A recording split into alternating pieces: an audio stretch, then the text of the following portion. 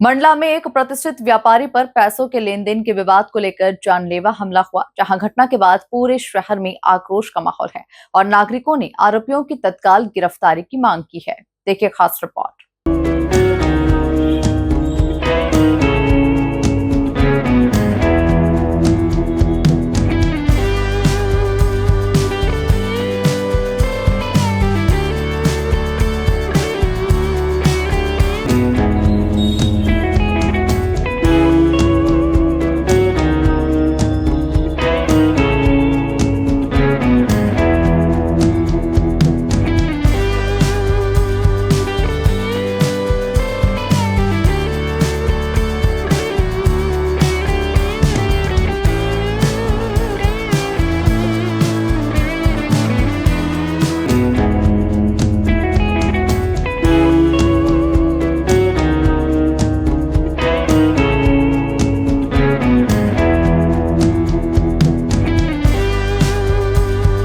श्रीवास है। मेरे पापा और मेरे जो भाई लोग हैं उनकी दुकान जो है वो रब्बानी चौक में है। मेरी छोटी सी दुकान है ऑटो पार्ट्स की और पंचर की दुकान है मेरी।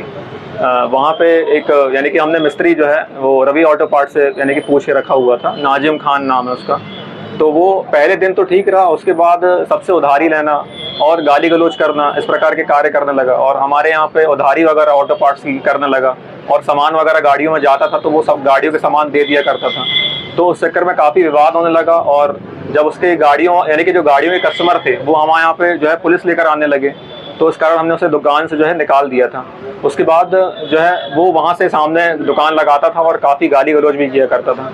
और क्या है कि हमें कई बार मारने की धमकी भी दिया गया, जिसके खिलाफ हमने कंप्लेंट करी थी यहीं पे कोतवाली पे, पर इसके खिलाफ कोई कार्रवाई वगैरह नहीं हुई। और उसका सामान वगैरह भी क्या है हमारी जो दुकान है वहाँ पर रखा हुआ था, तो हमने यहाँ से पुलिस स्टेशन भी आके बोला था कि सामान वगैरह क्या है आप निकाल लीजिए, तो यहाँ से कोई कार्रवाई नहीं हुई।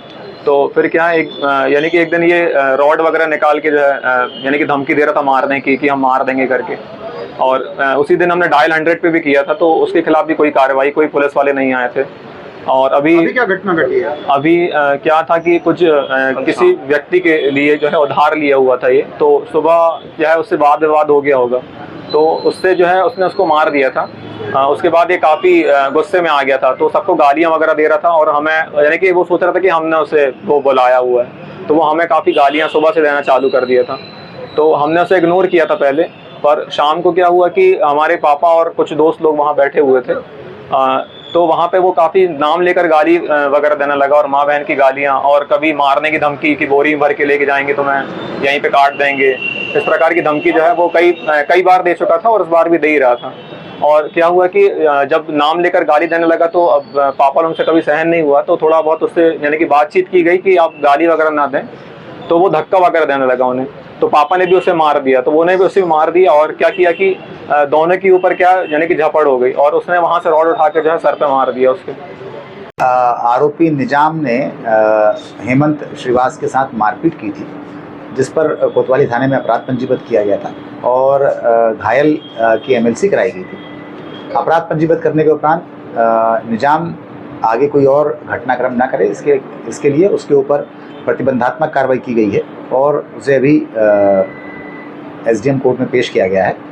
इस प्रकरण में आरोपी की विधिवत गिरफ्तारी की गई है और अभी प्रकरण विवेचना में नहीं, चोटों के हिसाब से जो उसमें उचित धाराएं थी उन पर मामला दर्ज किया गया, आगे की विवेचना जारी। उसमें मामला मारपीट की धाराओं में गाली गलौज और जान से मारने की धमकी की धारा